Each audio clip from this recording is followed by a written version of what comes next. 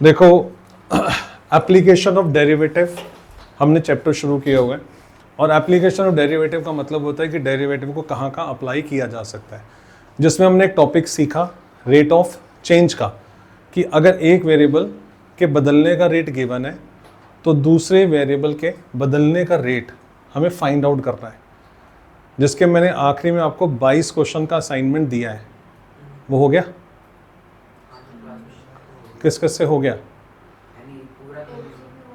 नहीं हुए ना? तो आप क्लास के बाद बैठना आज, ठीक है? जिससे नहीं हुआ मुझे पूरा करके चेक करवा के जाएगा। उसका अगला टॉपिक है इंक्रीजिंग और डिक्रीजिंग। हमें, आपको पता है दुनिया में हर इक्वेशन का एक ग्राफ होता है, हर इक्वेशन का एक ग्राफ होता है, लाइन का भी ग्राफ होता है, पैराबोला का, सर्कल का, एलिप्स का, हर इक्वेशन का एक ग्राफ होता है।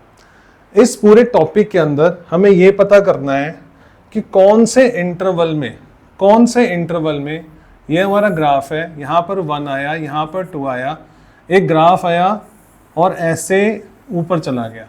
अब मुझे बताना है कि कौन से इंटरवल में ये फंक्शन इंक्रीज कर रहा है। तो इंक्रीज ये फंक्शन कहाँ से कहाँ तक कर रहा है? यहाँ से लेके यहाँ तक फंक्शन इंक्रीज कर रहा है।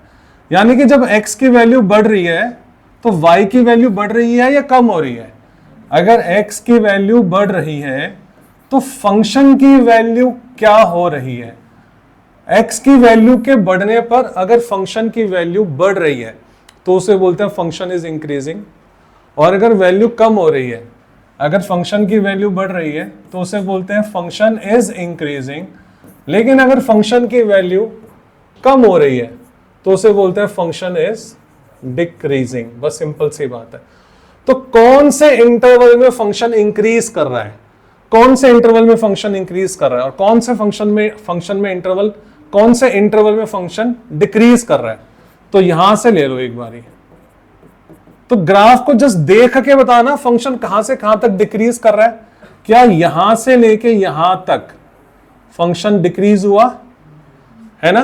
तो क्या बोलेंगे कि -2 से लेके 1.5, -2 से लेके 1.5 तक फंक्शन जो है डिक्रीज कर रहा है। तो पूरे चैप्टर के अंदर हमें इंटरवल्स को फाइंड आउट करना है कि कौन से इंटरवल पे फंक्शन इंक्रीज कर रहा है और कौन से इंटरवल पर फंक्शन डिक्रीज कर रहा है। दैट्स इट, ये करना है, ठीक है? अब इसको समझने के लिए ना कुछ टेक्निकल वर्ड्स हैं, उस चीज को समझ लेते हैं। देखो, ये ग्राफ में इस फिगर के थ्रू क्या बताया गया है कि अगर आपका फंक्शन लेफ्ट से राइट की तरफ जाते हुए आपका कर्व ऊपर की तरफ बढ़े तो फंक्शन इंक्रीज है, लेकिन अगर लेफ्ट से राइट की तरफ जाते हुए x की वैल्यू को बढ़ाते हुए अगर फंक्शन का जो कर्व है वो नीचे की तरफ आए तो उसे फंक्शन को डिक्रीज करना कहते हैं, ठीक है? आगे बढ़ते हैं और अच्छे से समझ में आएगा। देखो, अब सामने ये आपके सामने कर्व दिया हुआ है, आपको ये सिंपल से 4 क्वेश्चन का आंसर देना है। ये सिर्फ कोई मैथमेटिक्स इसमें नहीं है, आपने सिर्फ फिगर देखनी है और मुझे वो इंटरवल्स बताने हैं जिन इंटरवल में ये फंक्शन इंक्रीज कर रहा है। देख के बताओ, आराम से चलते हैं, ठीक है? A to B।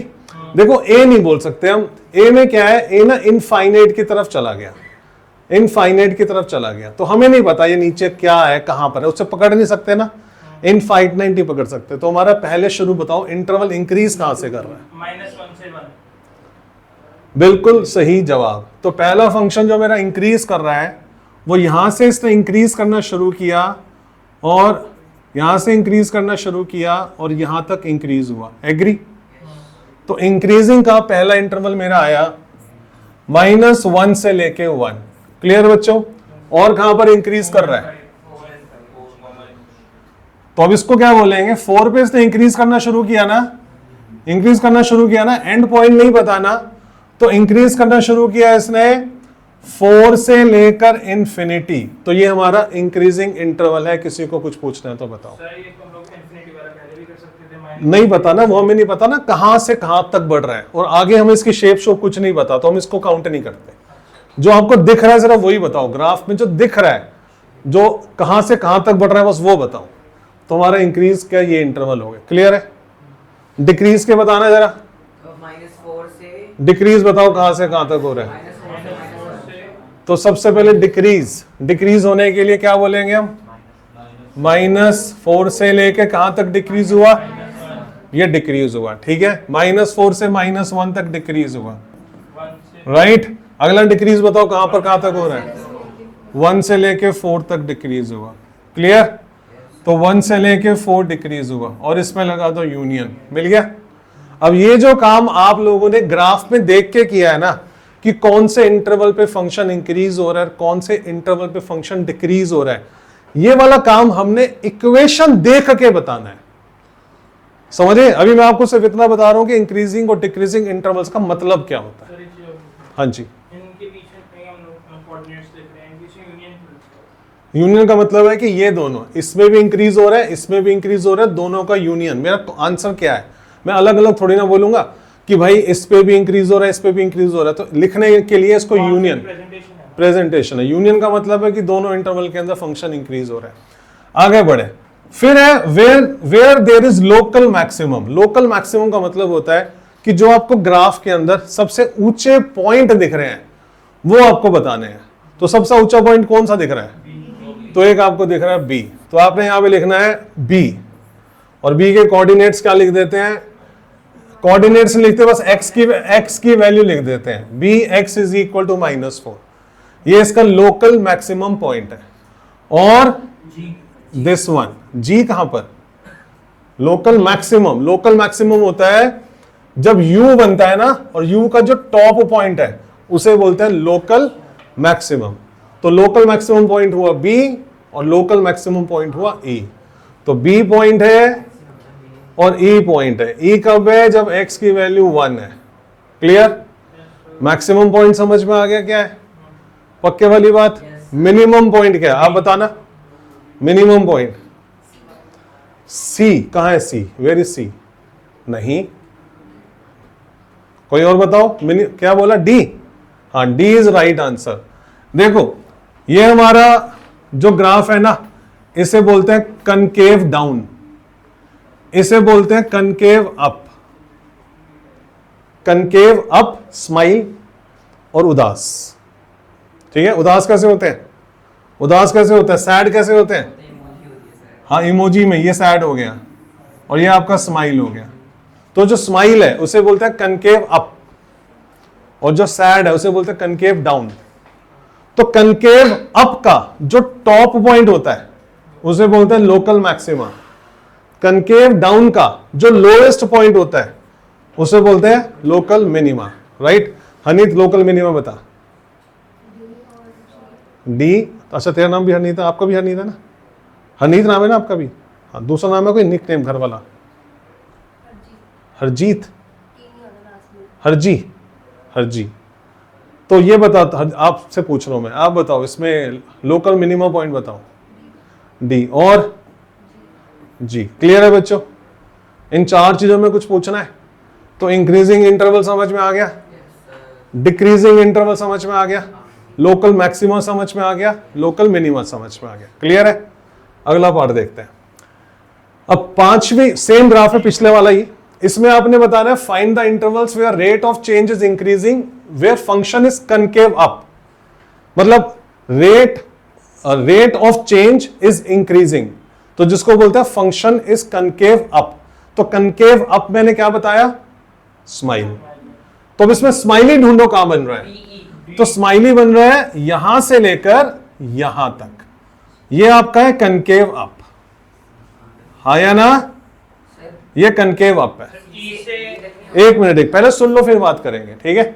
तो ये आपका कनकेव अप है, सी से लेकर यहां तक आपका कनकेव अप है, डी तक। तो सी से डी तक आपका कनकेव अप है, और कहां से कहां तक अप है, और यहां से एफ से लेकर, इसको नाम दे देते हैं कुछ, एल लिखा हुआ है, नहीं लिखा हुआ है, एल, एफ से लेकर एल। तो एफ से लेकर एल कनकेव अप है। क्लियर है बच्चों।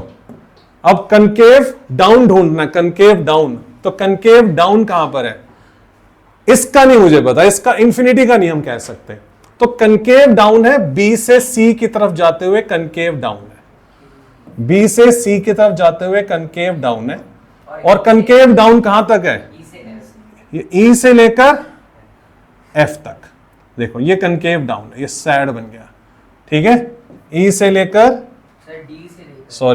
डी से लेकर एफ तक, तो डी से लेकर एफ तक कनकेव डाउन हो गया, ठीक है। पूछो क्या पूछना है? सर उसको एच तक लेके नहीं जा सकते आपने जो कहां तक बेटा? सुनाया है। नहीं लेके जा सकते, इनफाइनाइट चला गया ना, वो कहां तक लेके जाएगा? एच समझ ले कुछ नहीं है, ये ले मैंने गलती से लिख दिया, कुछ नहीं है। अच्छा सर एक और चीज, हाँ जी, जो ये कनकेव अप है हम इसे बी से ई तक क्यों नहीं दे रहे? बी से ई तक, बी से ई तक नहीं, नहीं सुनो, ये मैं हंस रहा हूं, हंसते हंसते ही पता चला अब मुझे उदास होना है,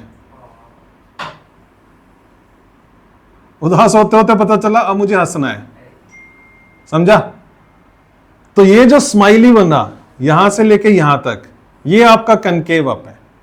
जहां पर उसने अपनी मूवमेंट बदल दी, यहां पर उसने मूवमेंट बदल दी है, वो उदासी की तरफ जा रहा है धीरे धीरे, ठीक है, तो वो कनकेव डाउन है। और कनकेव अप और कनकेव डाउन का जो पॉइंट है जहां पे वो चेंज करता है अपनी मूवमेंट, उसे बोलते हैं इन्फ्लेक्शन पॉइंट। तो सर जहां पे कनकेव अप हंसते हंसते जैसे ही वो रोना शुरू हो जाए, तो जिस पॉइंट पे वो रोना शुरू होगा, that point is inflection point. तो अब इसमें इन्फ्लेक्शन पॉइंट क्या हुआ, ध्यान से देखो। देखो बी से पहले की बात नहीं करूंगा मैं, एल के बाद की बात नहीं करूंगा। बी मेरा स्टार्टिंग पॉइंट है, एल मेरा एंडिंग पॉइंट है। बी के बाद वो उदास हो रहा है कि हंस रहा है? उदास हो रहा है। कहां तक उदास हुआ? सी पर उसने क्या किया? हंसना शुरू कर दिया। तो C is the point of inflection. Yes और नो? उसने सी पे हंसना शुरू किया, हंस रहा है हंस रहा है हंस रहा है, तभी यहां पे रुका, अब उसने रोना उदास होना शुरू कर दिया, तो ये डी पॉइंट है। तो D is a point of inflection. अभी वो उदास हो रहा है उदास हो रहा है उदास हो रहा है उदास हो रहा है, यहां पे आके उसने हंसना शुरू कर दिया। जब हंसना शुरू कर दिया तो F is the point of inflection. Clear? हाँ या ना? Concave up, concave down, point of inflection, increasing interval, decreasing interval, और एक चीज और थी, क्या था? क्या था? Increasing interval, decreasing interval, local maxima, local minima. क्या क्या सीखा हमने? Increasing interval. अभी सर ये सारी चीजें हो रही है ग्राफ देखकर, अब इन सारी चीजों को निकालेंगे इक्वेशन के थ्रू। अभी ग्राफ में मैंने कौन सा पॉइंट निकाला? इंक्रीजिंग इंटरवल, फिर बिल्कुल सही, फिर कनकेव अप, फिर कनकेव डाउन, फिर पॉइंट ऑफ इन्फ्लेक्शन। रिपीट चाहिए? दोबारा सब कुछ इरेज करके दोबारा से बताऊं? नहीं? तो चलो अगला क्वेश्चन देखो, उसमें तुम बताना फिर। अच्छा ये बाद में आऊंगा, दोबारा आऊंगा, पहले यहां पर आ जाओ। अब मुझे इसमें बताना है आपने वो वाले इंटरवल जिसमें फंक्शन इंक्रीज कर रहा है, वो वाले इंटरवल जिसमें फंक्शन डिक्रीज कर रहा है। छोटा नहीं होएगा ये? सर वो पॉइंट को नाम चल छोड़। और ये वाला इंटरवल जहां पे फंक्शन कांस्टेंट है, ठीक है बच्चों? तो बताओ जरा ये इंक्रीज वाला कहां है? इंक्रीज वाला है बी से सी, बिल्कुल सही है। बी से सी में इंक्रीज कर रहा है, बिल्कुल सही है। इंक्रीजिंग फंक्शन हो गया जब हम बी से सी की तरफ जा रहे हैं। डिक्रीज वाला कौन सा है? बिल्कुल सही जवाब है, सी से इंफिनिटी। सी से इंफिनिटी में हम डिक्रीज कहलाया जाएगा। और इसका ऊपर वाले का, इसके पॉइंट के इस तरफ का कुछ नहीं पता लग रहा, ठीक है? नहीं कांस्टेंट कब है? कांस्टेंट का मतलब ना बढ़ रहा है ना कम हो रहा है। और वो वाला इंटरवल है ए से लेके बी, ए से लेके बी तक ये फंक्शन कांस्टेंट है। कोई डाउट? क्लियर? क्लियर सबको? पक्का? चलो अगला क्वेश्चन टेस्ट है।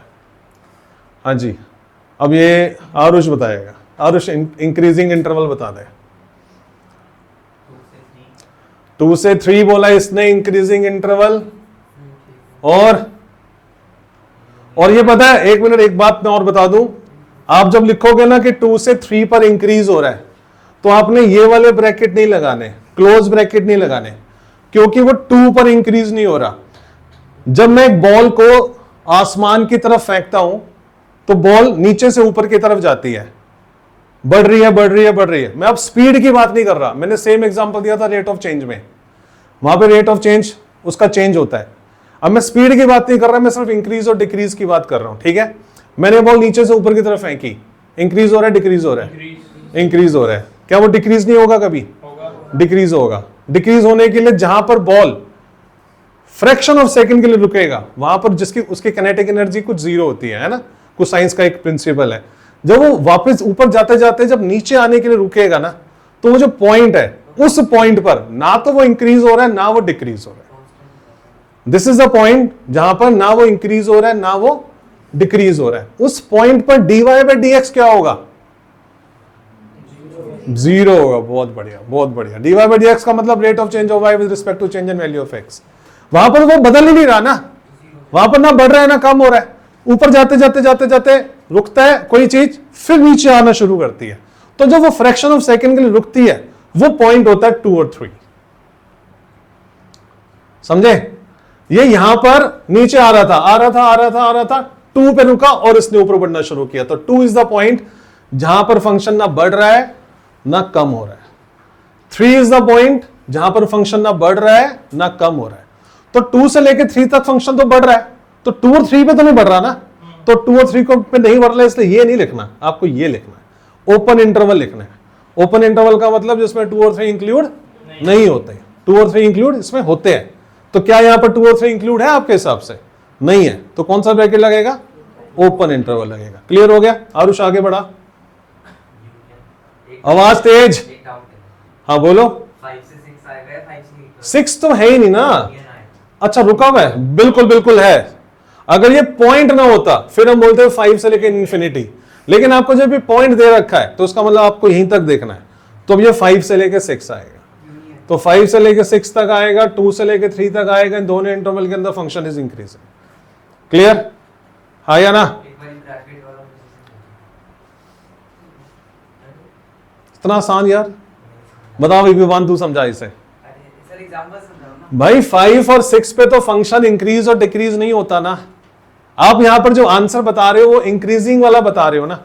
5 इज द पॉइंट जहां पर रेट ऑफ चेंज 0 है, ना वो ग्राफ बढ़ रहा है ना वो ग्राफ कम हो रहा है, अपना मोमेंटम बदल रहा है, अपना मोमेंटम बदल रहा है ना।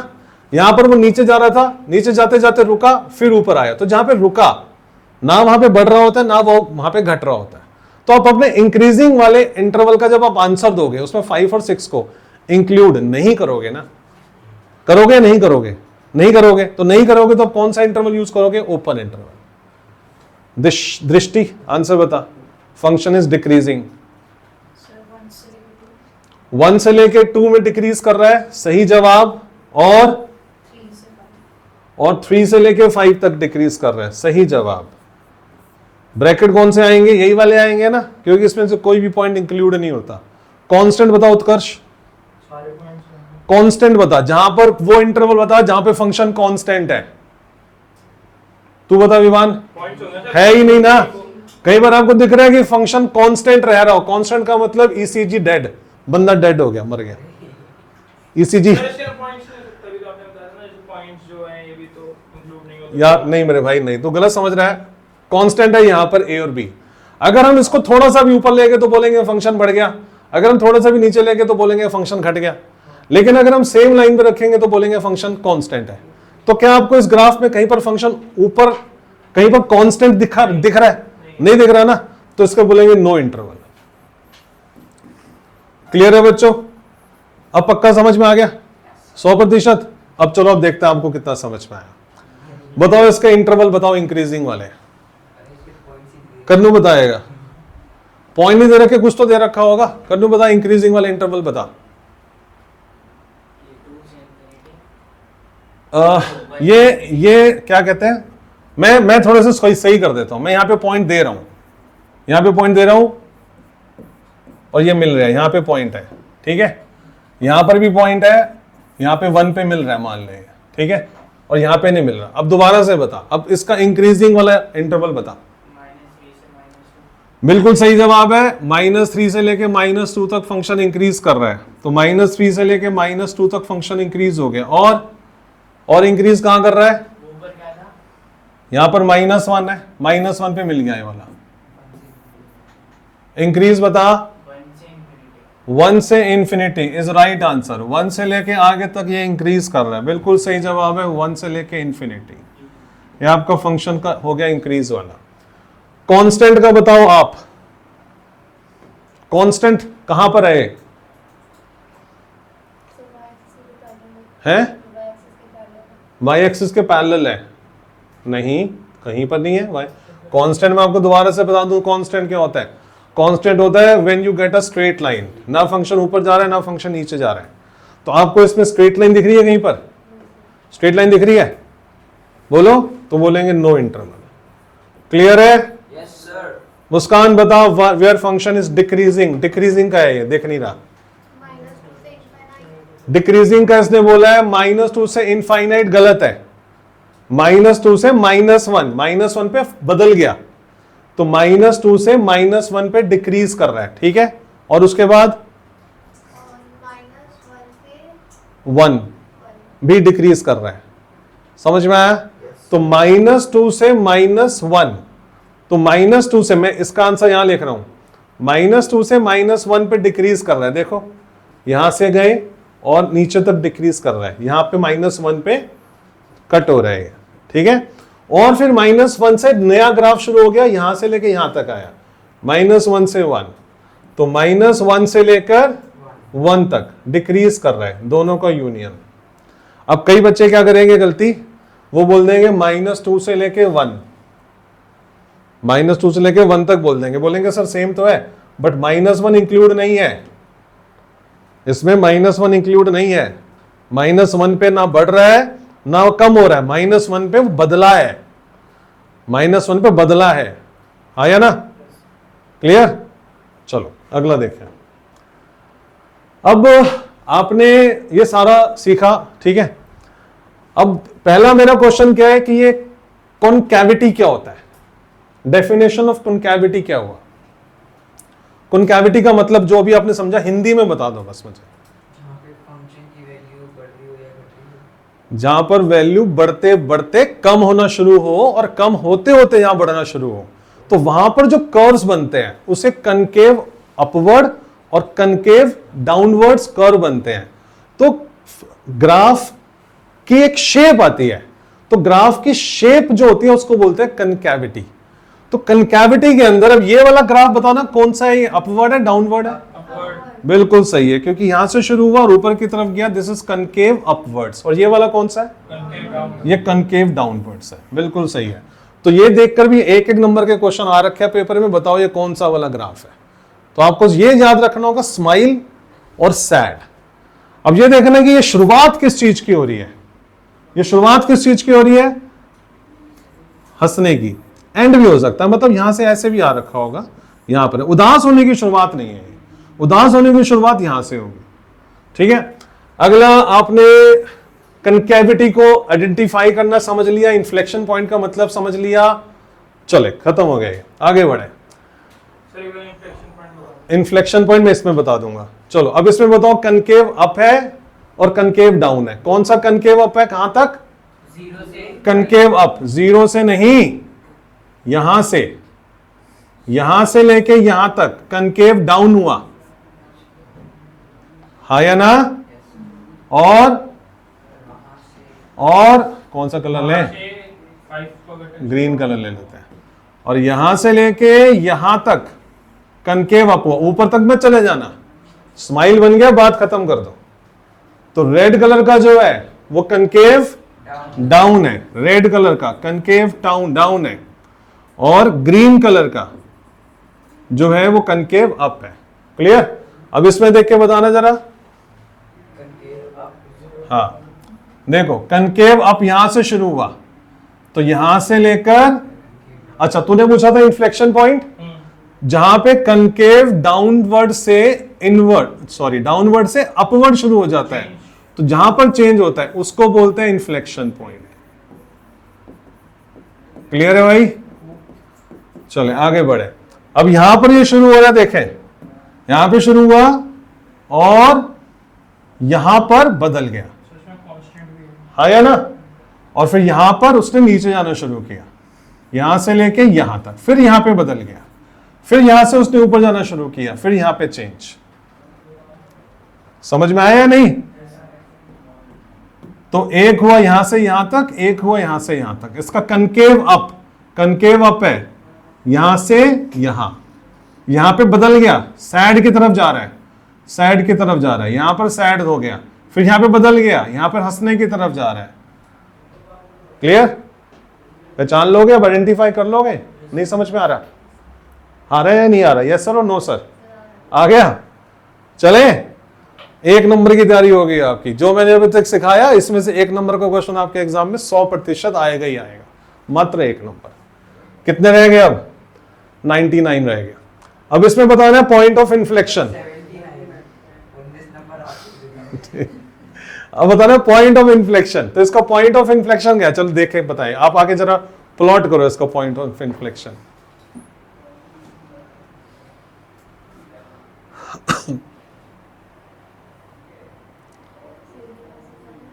जो करना कर ले, मुझे पॉइंट ऑफ इन्फ्लेक्शन बता दे एट द एंड।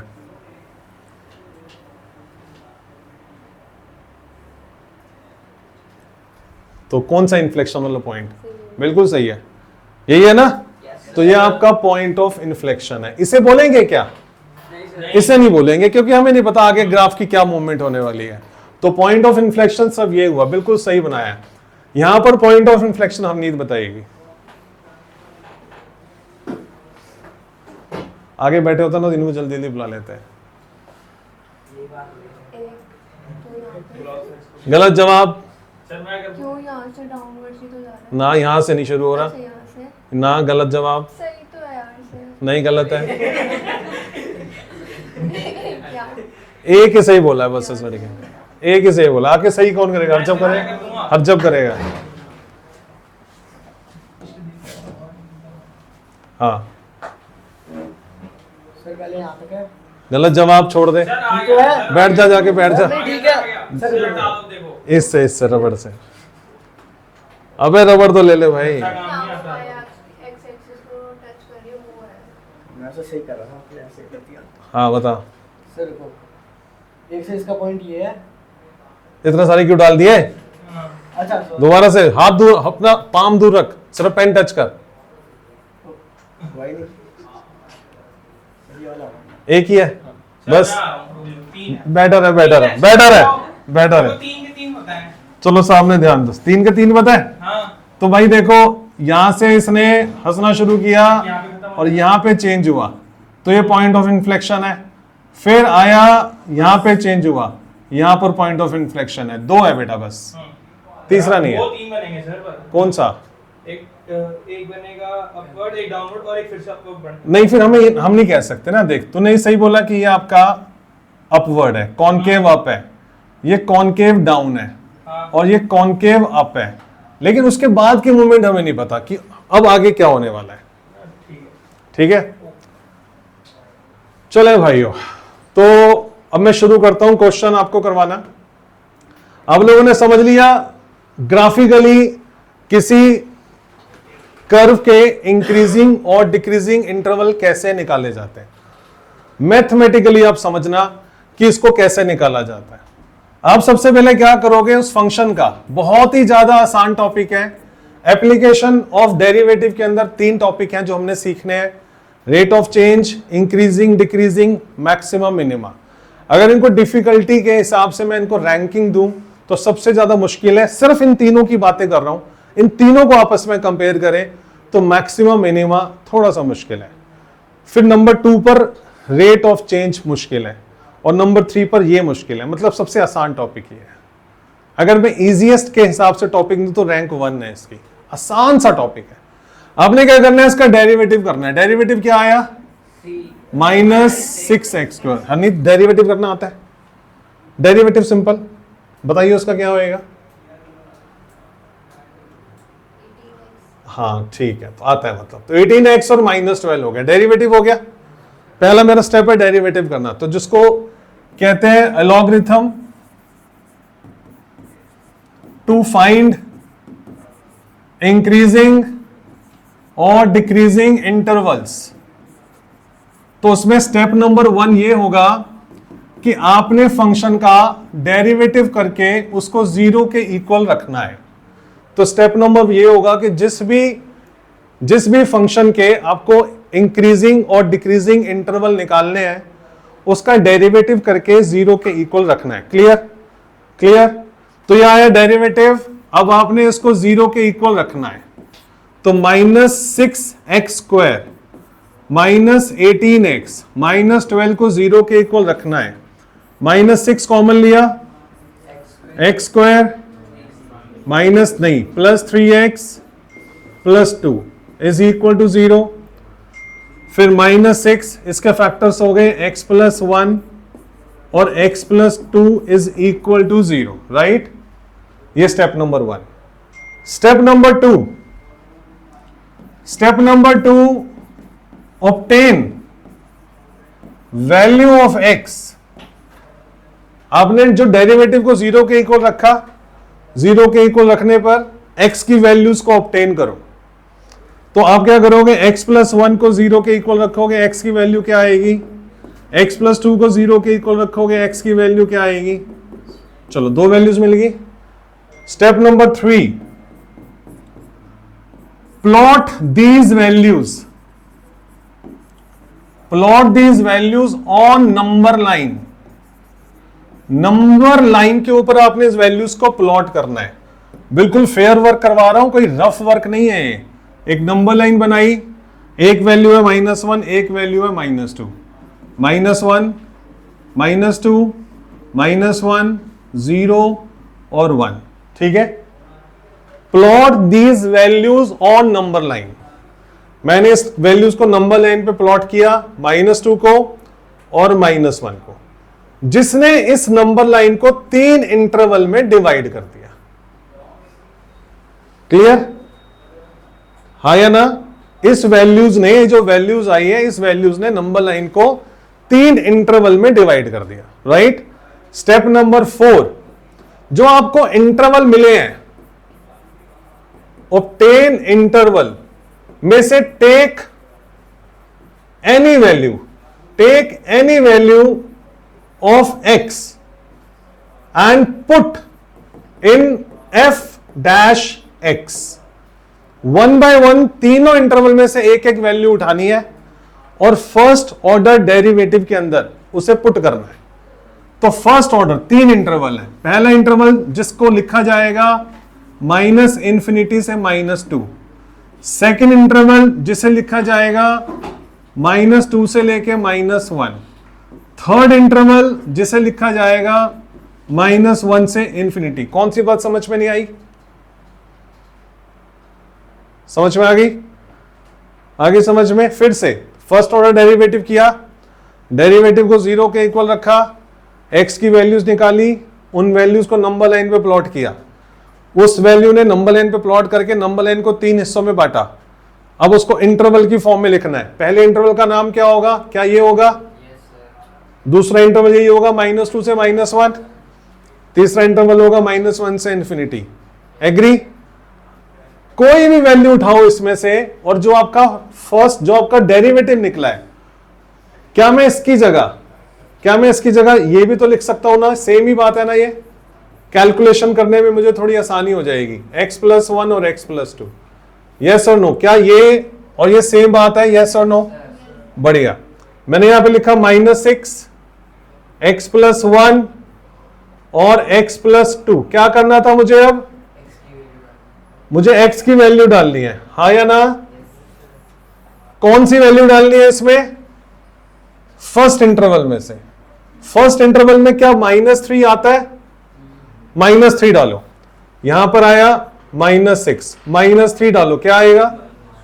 -3 + 1 क्या आएगा? -2। क्या आएगा? -1। मल्टीप्लाई करके क्या आया? -12। डेरिवेटिव नेगेटिव आया, तो इसका मतलब इस इंटरवल में फंक्शन इज डिक्रीजिंग।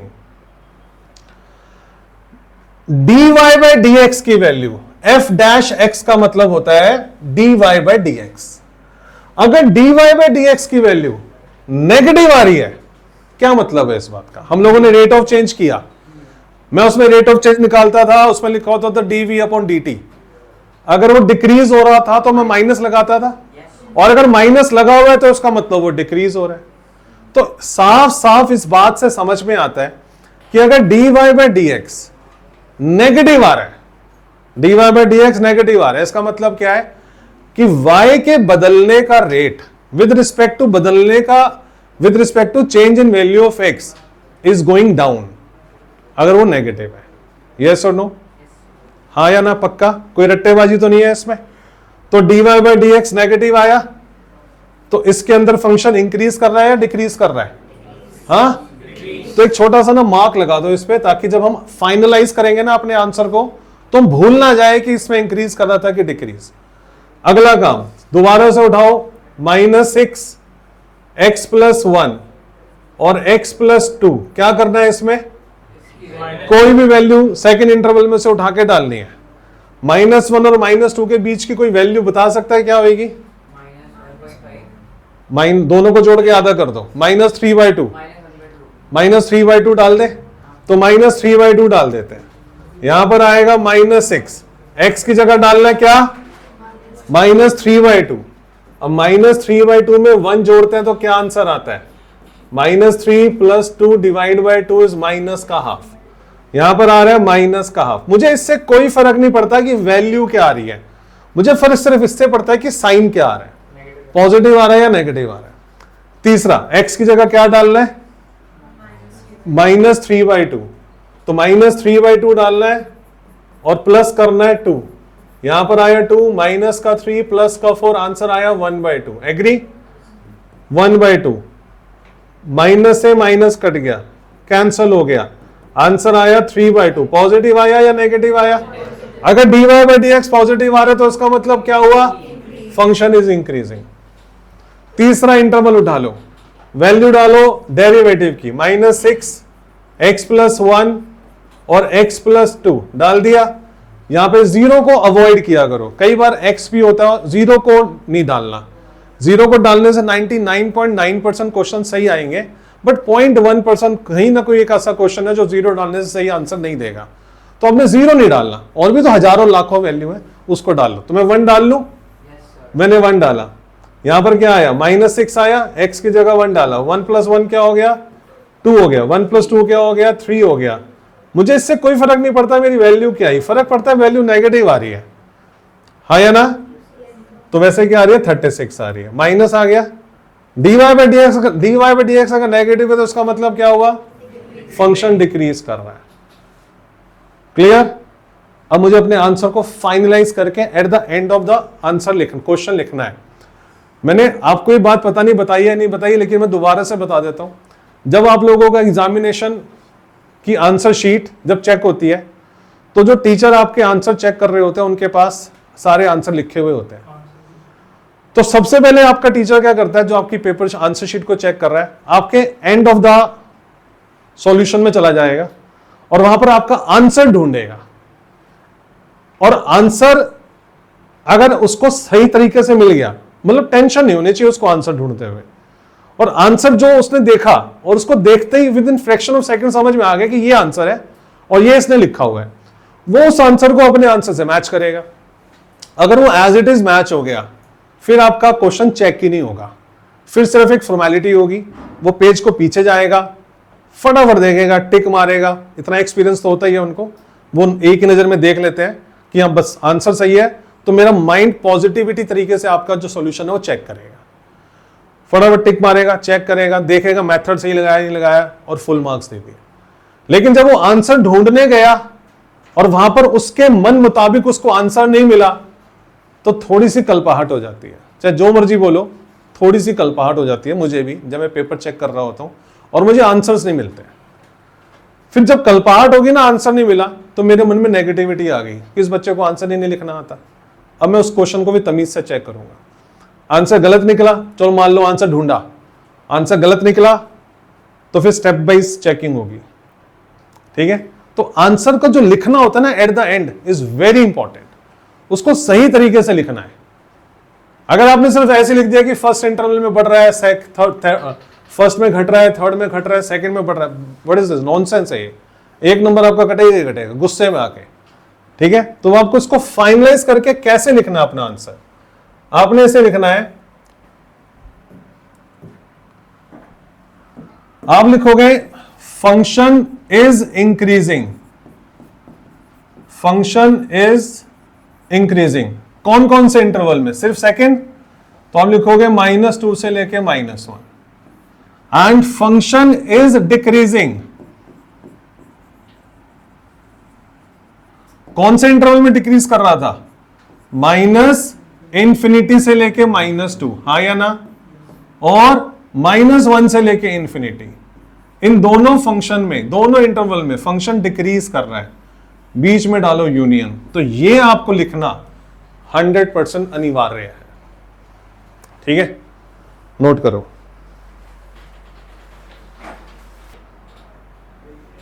मैंने एक बात नोटिस की है क्रिकेट कोचिंग में और मैथ्स की कोचिंग में, क्रिकेट की कोचिंग और मैथ्स की कोचिंग में, मान लो मैं क्रिकेट का कोच हूं और विमान मेरे पास आया कि सर मेरे को बैटिंग सीखनी है, मैंने बोला ठीक है आजा, मैं कोच हूं बहुत बड़ा, मैंने यहां खड़ा हूं, विमान यहां खड़ा है, आरुष को नेट पे उतार दिया, आरुष बैटिंग कर रहा है, 140 150 की बॉलों को हिट कर रहा है, और विमान को बोल रहा हूं देख कैसे खेलते हैं, देख कैसे खेलते हैं, और 3 घंटे तक आरुष बैटिंग करता रहा और विमान 3 घंटे तक देखता रहा।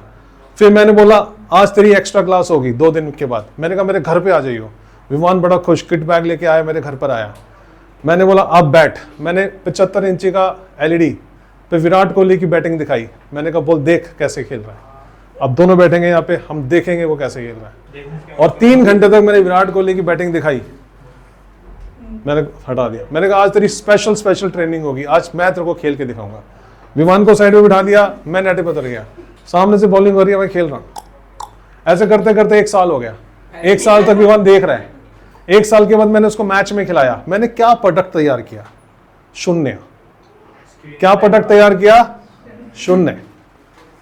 तो उसी प्रकार अगर मैथ्स की कोचिंग में भी मैं ही काम करता रहूंगा ना, अगर मैं ही करता रहूंगा, तुम सिर्फ YouTube पे देखते ही रहोगे ना, तो 0 प्रोडक्ट पैदा होगा, क्या पैदा होगा, 0। तुम्हें खुद नेट पे उतरना है, तुम्हें खुद सीखना है, तो ये जो मैं तुम्हें दे रहा हूं ना यहाँ पे करने के लिए, ये नेट पे तुम्हें उतारा गया है कि करो इसे, और तुम सोचते हो सर टाइम खराब हो रहा है, सर आप करवा दो, सर आगे बढ़ा दो, मैं तो बढ़ा दूंगा, अगर नहीं पढ़ाता रहा ना 1.5-2 घंटे तक लगातार, मात्र 3 महीने में कोर्स खत्म, 3 महीने के बाद घर पे बैठना फिर, लेकिन खुद नेट पे उतर के देखो ना कैसी फील आती है, समझ में आया कि नहीं, हाँ या ना। चलो अगला क्वेश्चन देखो, अब मैं तुमको ये वाला क्वेश्चन, ये वाली बॉल कैसे खेलते हैं खेल के दिखाऊंगा, उसके बाद तुम्हें नेट पे उतारूंगा। अब आपको बताना है, एक फंक्शन हमने आपको दिया, x की पावर x, मेरा फर्स्ट स्टेप क्या होता है इसमें, मेरा फर्स्ट स्टेप क्या है, अबे लॉग नहीं है, मैं अभी आपको डेरिवेटिव करना नहीं सिखा रहा, मेरा फर्स्ट स्टेप क्या है इंक्रीजिंग और डिक्रीजिंग इंटरवल के लिए, कि उस फंक्शन का डेरिवेटिव करना है, ये मेरा पहला स्टेप है, हाँ या ना। तो सारा ध्यान लगा दो कि इसको डेरिवेटिव कैसे किया जाए, तो इसको डेरिवेटिव करने के लिए, अनित डेरिवेटिव सीखा हुआ है, ये वाला लॉग आता है, लॉग वाला कंसेप्ट आता है, नहीं आता, तो मैं तेरे को थोड़ा सिखाने की कोशिश करता हूं। जब किसी वेरिएबल की पावर वेरिएबल होती है ना, हमारे पास लॉग का एक फॉर्मूला होता है, log a की पावर b, जिसमें b आगे आ जाता है और log a ऐसे ही रहता है। तो इस फॉर्मूले की प्रॉपर्टी की वजह से हम इस वेरिएबल की पावर को, वेरिएबल को नीचे उतारने के लिए log का यूज करते हैं। तो by taking log both side, log y is equal to log x की power x, log y as it is रहेगा, ये वाला x आगे आ जाएगा, x log x, जैसे ये नीचे उतरा इसका डेरिवेटिव कर दो, differentiate with respect to x, log y का हो गया 1/y dy by dx, log x का डेरिवेटिव होता है 1/x, जब भी y का डेरिवेटिव करते हैं साथ में लगाते हैं dy by dx, यहां पे लगेगा प्रोडक्ट रूल, फर्स्ट वाला सेकंड वाले का प्लस सेकंड वाला और फर्स्ट वाले का, x से x कैंसिल हो गया, तो जो आपका dy by dx आ रहा है, जो आपका dy by dx आया, ये वाला y ऊपर चला गया, ये y ऊपर चला गया, यहां पर बच गया 1 plus log x. Clear? 1 plus log x, ये आपका फर्स्ट स्टेप हो गया, डेरिवेटिव हो गया। यस और नो? y की वैल्यू क्या थी? x की पावर x। तो हमने यहां पे डाला dy by D x is equal to x की power x 1 plus log x. कोई डाउट है यहां तक? पक्के वाली बात है? ये मेरा algorithm to find intervals of, to find increasing और डिक्रीजिंग इंटरवल का पहला स्टेप हो गया। सेकंड स्टेप क्या कहता है? जीरो के इक्वल रख दो, है ना? जीरो के इक्वल रखने पर dy बाई डी एक्स को जब जीरो के इक्वल रखा, step number 2, dy by D X को जीरो के इक्वल रखा, x की power x 1 plus log x is equal to 0 आ गया। हाँ या ना? इज इक्वल टू 0 आ गया। अच्छा, मैं एक चीज और सिखा रहा हूं, मैं इस क्वेश्चन को दूसरे तरीके से करवा रहा हूं, आपको अलग तरीके से सोचवा रहा हूं मैं। अब इंटरवल निकालने के लिए हम ये चेक करते हैं ना कि कौन से इंटरवल में डेरिवेटिव पॉजिटिव है ना? तो मैं डेरिवेटिव को पॉजिटिव से इक्वल रख के इंटरवल निकाल लूं। पहले मैं इंटरवल निकालूंगा, फिर मैं चेक करूंगा कि dy बाई डी एक्स बड़ा है या छोटा है ना। अब मैं आपको दूसरा मेथड सिखा रहा हूं, इसको निकालने का दूसरा मेथड सिखा रहा हूं। हम लिखेंगे फॉर इंक्रीजिंग, बताना मैंने गलत लिखा हो तो बताना, for increasing dy by D x 0 से बड़ा होता है। For increasing dy by D x 0 से बड़ा होगा, हाँ या ना? हाँ या ना? पक्का? पक्का प्रॉमिस? इक्वल नहीं होगा, 0 से बड़ा होगा। इक्वल होगा तो वहां पर ना वो इंक्रीज करेगा ना वो डिक्रीज करेगा। तो dy बाई डी एक्स हमारा क्या है? dy बाई डी एक्स है x की power x 1 plus log x, और ये 0 से बड़ा होगा। एग्री? x की वैल्यू उसने क्या दे रखी है? 0 से बड़ी है, x इज पॉजिटिव। तो बात यहां पर दो वेरिएबल्स की है, एक ये और एक ये।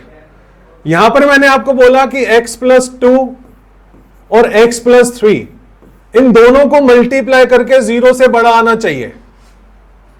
और मैंने आपको यह बोल दिया जो x प्लस 3 है वो तो 0 से बड़ा ही है, वो तो 0 से बड़ा ही है। तो इन दोनों का प्रोडक्ट 0 से बड़ा आए, उसकी पूरी जिम्मेदारी इस पर आ गई। यस और नो? अगर अब ये 0 से बड़ा होगा तो दोनों 0 से बड़े होंगे, और अगर x प्लस 2 0 से छोटा होगा तो दोनों 0 से छोटे होंगे। Grow up, please grow up. समझो इस बात को। a और b को मल्टीप्लाई करके, a और b को मल्टीप्लाई करके प्रोडक्ट जो है 0 से बड़ा आना चाहिए, है ना? अगर मैं a और b के बारे में कुछ भी मेंशन ना करूं तो दो केसेस बनते हैं कि या तो a और b दोनों 0 से बड़े हो, positive positive multiply is positive, या a और b दोनों 0 से छोटे हो, negative negative multiply is positive, जो कि 0 से बड़ा होगा। बट अगर मैं आपको यह बता दूं कि a 0 से बड़ा है, a 0 से बड़ा है, मैंने बता दिया a 0 से बड़ा है, तो अब इन दोनों के 0 होने के लिए सारी जिम्मेदारी किस पे आ गई? a तो ऑलरेडी 0 से बड़ा है, तो b 0 से बड़ा होगा तो a भी 0 से बड़ा आएगा, b 0 से छोटा होगा तो a भी 0 से छोटा होगा। हाँ या ना? चलो, क्लियर होगी ये वाली बात? Yes, sir. तो अब यहां पर दो बंदे कौन कौन है? एक है x की पावर x और दूसरा है 1 प्लस लॉग x। यस? मुझे कोई ऐसा पॉजिटिव नंबर बता दो, कोई ऐसा पॉजिटिव नंबर, उसी की पावर वही होना चाहिए और वो 0 से छोटा है। नहीं हो सकता ना? कोई भी पॉजिटिव नंबर 1 2 3 4 5 6 7 8 9 10 कुछ भी, मैंने 2 लिया तो 2 की पावर 2 क्या आ रहा है? 3 की पावर 3 क्या आ रहा है? पॉजिटिव। 4 की पावर 4 क्या आ रहा है? पॉजिटिव। तो जो x की पावर x हुआ वो तो 0 से बड़ा ही होगा, ये तो 0 से बड़ा ही होगा। हाँ या ना? तो इसको तो छोड़ दो, इसको तो कंसीडर करने की नीड ही नहीं है। तो अब सारी बात किस पे आ गई? 1 प्लस लॉग x पे आ गई। हाँ या ना? 1 प्लस लॉग एक्स पे आ गई, बोलो यस और नो। तो 1 प्लस लॉग एक्स 0 से बड़ा होना चाहिए। 1 प्लस लॉग एक्स 0 से बड़ा होना चाहिए। अब वो x की वैल्यू निकालनी है कि x की कौन सी वैल्यू के लिए, x की कौन सी ज्यादा हो रहा है, आई थिंक, है ना? ऊपर से जा रहा है तेरे। सर हमने x की पावर x हटाया जब, हाँ, तो हमें कुछ लिखना नहीं है। नहीं कुछ नहीं लिखना। जैसे एक सारे रुको, मेरी बात सुनेंगे सारे।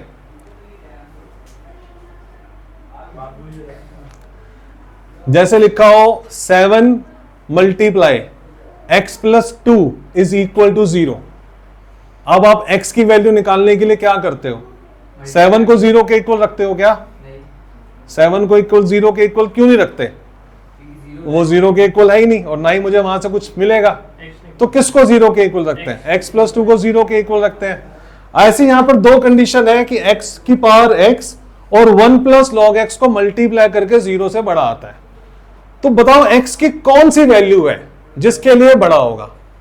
तो जब हमें ऑलरेडी ये पता है कि x की पावर x 0 से बड़ा है for each and every value of x, तो वो तो मुझे x की वैल्यू देगा ही नहीं ना। तो मुझे वैल्यू कौन देगा? 1 प्लस लॉग x।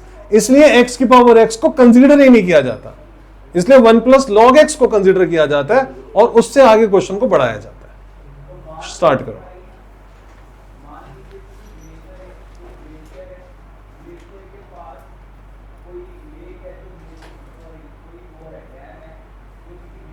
उत्कर्ष, तू कभी खड़ा हो ना, जैसे वहां बैठा है, वो हार्ड लोहे का स्टैंड लगा हुआ है, सर पे बड़ी तेजी से लगेगा, तो थोड़ा साइड होके बैठियो या उठियो।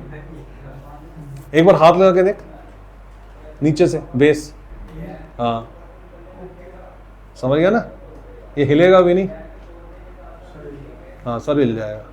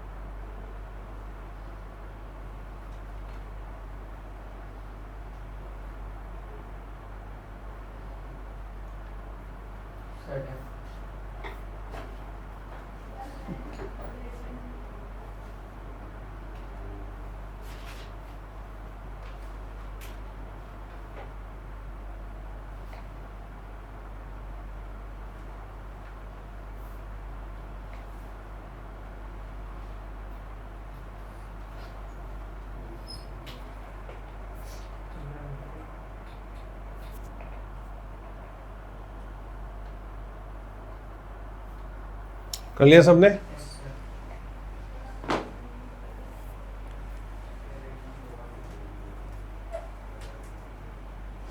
हरनीत हुआ नहीं? हो गया? हो गया सबका?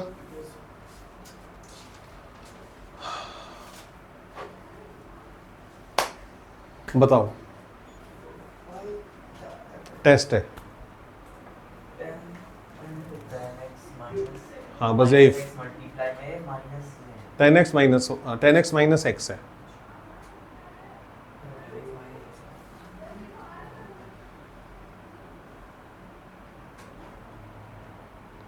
डर गए बस? Always increasing. Always increasing, answer सही बोला तूने, अब रीजन बता दे। तो ग्राफ को देख के बोला है। अच्छा, दिमाग तो ये लगाई लौंडे ने। देखो ग्राफ में ऑलवेज फंक्शन जो है नीचे से ऊपर की तरफ ही जा रहा है, नीचे से ऊपर की तरफ ही जा रहा है, नीचे से ऊपर की, तो function is always increasing. Mathematically कैसे? हाँ तो वही तक मैंने वो तरीका सिखाया है, तो करो ना, कोशिश तो करो। तुम्हारे लिए नहीं है ये, तुम्हारे लिए है, तुम अप्लाइड नहीं हो ना, कोर है ना मैथमेटिक्स। हाँ तुम करो।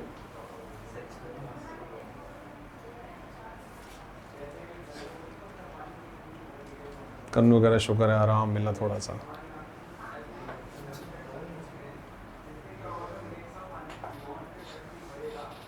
पता भी नहीं लगा, देखो 2 घंटे कैसे निकल गए, पौने 2 घंटे खत्म हो चुके हैं। क्लास बेटा हमेशा ही बढ़िया, टॉपिक अच्छा था। X square x होता है। X square है।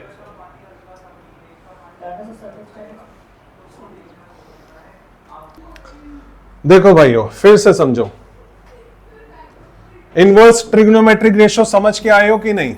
एक काम करते हैं, ट्रिग्नोमेट्री वाले क्वेश्चन बाद में, पहले सिंपल क्वेश्चन कर लेते हैं। इसकी क्लास अलग से लेंगे, अप्लाइड वाले बच्चे भी बोर हो जाएंगे। कन्नू मना कर रहा है। ये वाला बताना, लॉगरिथमिक फंक्शन